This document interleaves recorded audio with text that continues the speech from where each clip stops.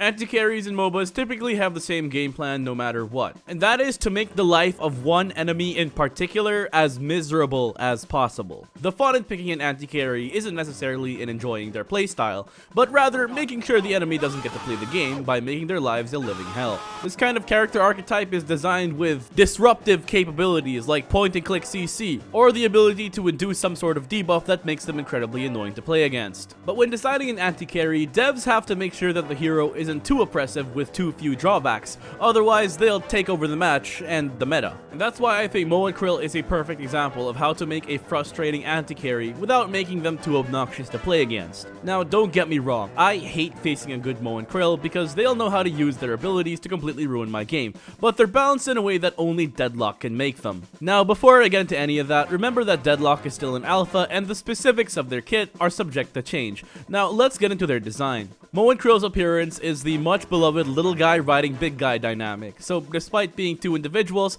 the hero MOOOOOO and Krill is the two of them together, much like Nunu and Willem from League of Legends or Alchemist and his ogre from Dota 2. And the dynamic is pretty straightforward. The big guy, Mo, is the muscle of the tandem, he's in charge of the movement and the melee, whereas the little guy, Krill, is the gunman, and I would assume to be the eyes and ears. And I would just leave it at that, but Valve did something interesting with this hero by making their designs very animalistic. They are, in fact, the only Deadlock hero released at the time of writing to be designed after animals. Mo, of course, being a giant mole, while Krill being what appears to be some sort of ape.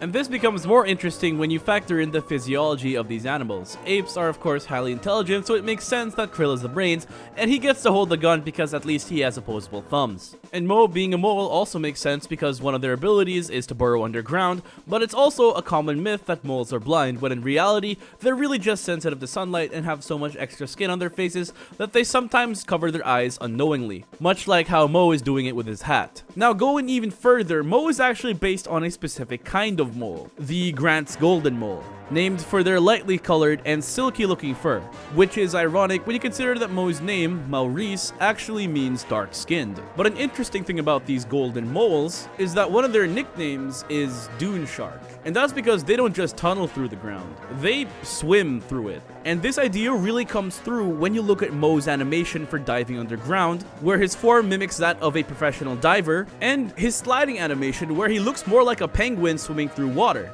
But the references in Mo and Krill's design don't end in the animal kingdom, because Mo and Krill, or Mo and K, is actually the spelling for the alias of a prominent New York gangster, Edward Eastman, aka Monk. He was a physical brute that started off in the gang world as a bouncer, much like our beloved tandem, and allegedly looked like an ape, like Krill. And yes, Mo and Krill are gang members. They are quite literally part of the criminal underground.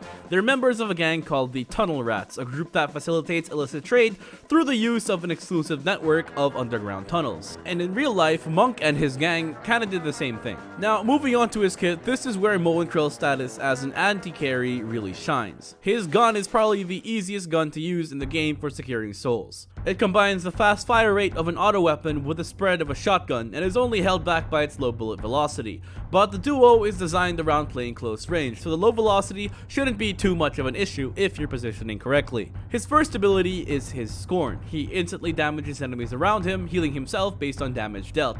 This is an instant health swing that can be a powerful trading tool, especially in a dual lane where you can hit multiple enemies at once and get quite a bit of health back. In fact, good Mo and Krill players can become practically unkillable in lane with proper spacing and stamina management because of this ability. His second ability is his Burrow. The duo escapes underground to gain a burst of move speed, tightening their hitbox and gaining resistances. They can also emerge from the burrow at any point to have Mo spin around, dealing damage to enemies in the vicinity and knocking them into the air. It's a good escape tool and or initiation tool, being useful in both scenarios. You can't be too reliant on it for protection though, as any stun will pull you out of the ground and expose you. For his next basic ability, we have his Sand Blast. It deals some minor chip damage, but the real threat with this ability is that it causes enemies hit by it to be disarmed and unable to shoot their gun, making him a powerful pick against gun-reliant heroes like Infernus and Wraith. It's quite annoying, especially when you factor in things like improved reach and duration extender. This could very easily be in the running for the strongest ability in the game. And finally, his ultimate is his combo, a melee range channeled stun that locks an enemy down for teammates to lay into them.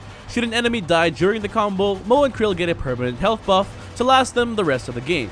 This means that if they get the ball rolling with the right items, they can become increasingly harder for the enemy team to deal with. But you shouldn't fall into the trap of only using it on weakened enemies just to secure that measly 30 HP permascaling. More often than not, it's better to use it on the first person you're able to, and then use spam ping and blast your team on voice chat to follow up. Seriously, the perma health is nice, but it's not a lot, and you could get about the same amount by remembering to smash your boxes. But it's noteworthy because it's also the longest single stun in the game and almost guarantees a pick, so don't just treat it as a way to get tanky. And it's with his ultimate where you can really see that Mo and Krill's entire identity is to piss one guy off in particular. Seriously, this character was designed to be annoying to fight. He has a lading ability that makes it impossible to win trades against him if he's good, the potential to stop your entire team from shooting their gun for a solid 4.5 seconds, even more with things like Duration Extender and Echo Shard, a mobility tool that not only hides his hitbox while giving him hella resistances, and the single longest stun in the game to screw over that one guy in particular. In fact, you could make the argument that Mo and Krill's kit is actually pretty overloaded, and I'm not inclined to disagree.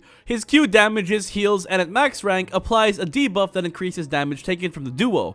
His dig is a mobility, tanking, damage, and CC tool all in one. His Sandblast lasts quite a long time and slows at max rank while being in an AoE, and his combo already deals damage and stuns for a long time, but not to mention grants bullet res with levels, life steals the damage done, and is a perma scaling ability. His kit does a lot and he's annoying to fight against, but he's also balanced because his weaknesses really cripple him in a lot of situations. First off is the big one, and I really do mean big one. In a shooter game, your hitbox is everything, and Mo and Krill has undoubtedly the single worst hitbox in the game. It's massive in the sense that it's quite wide since Mo's arms tend to stick out, meaning you have to be extra careful around cover, and certain things like signposts and walls won't actually cover your entire hitbox. But a wide hitbox isn't the be-all and end-all. Abrams has a pretty sizable hitbox too, but he has damage mitigation built into his kit, and perhaps more importantly, a tiny head hitbox compared to the rest of his model. Meanwhile, our crime-committing duo has two separate headshot hitboxes. One for Mo and another for Krill. The vast majority of people will be going for center of mass shots and go for Mo's head, while people who are used to playing shooters will go for Krill's. Thus, Mo and Krill players will be taking a lot of extra damage if they're not careful of when they use their abilities. Seriously, if you cannot kill a Mo and Krill when all his abilities are on cooldown, it is a skill issue, and you need to hit the aim labs. Moving on, the range on their ability Sandblast is also abysmal. They need to play right next to the enemy team to get any kind of value out of them, and playing close to the enemy while having a massive hitbox is asking to just take a lot of damage. This means that most Mo and Krill players will have to invest in a ton of green items. And this means Mo and Krill doesn't normally have the damage output to solo kill most people that aren't squishies. You don't have Wraith's bullet hose of a gun, nor the burst of Grey Talon nor Lash, nor whatever the hell Viscus has. His combo is a single target dynamo ult, and while it's good, he needs follow-up from a teammate to finish off the kill most of the time. Now, do these inherent weaknesses make Mo and Krill any less frustrating to face? Of course not. He can still disarm your entire team from a screen away, out-heal a Kelvin with his egregious amount of self-healing, and stun you for the rest of the match, all with relatively little effort.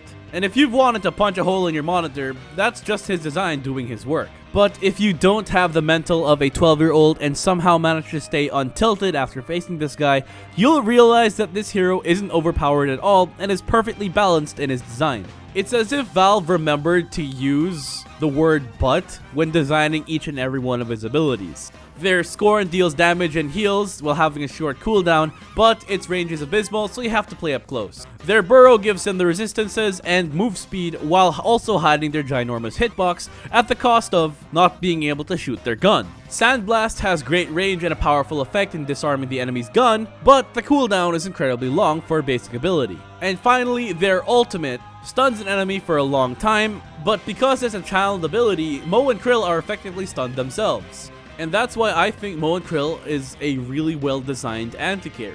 Yes, they're frustrating to play against, that's innate to their design.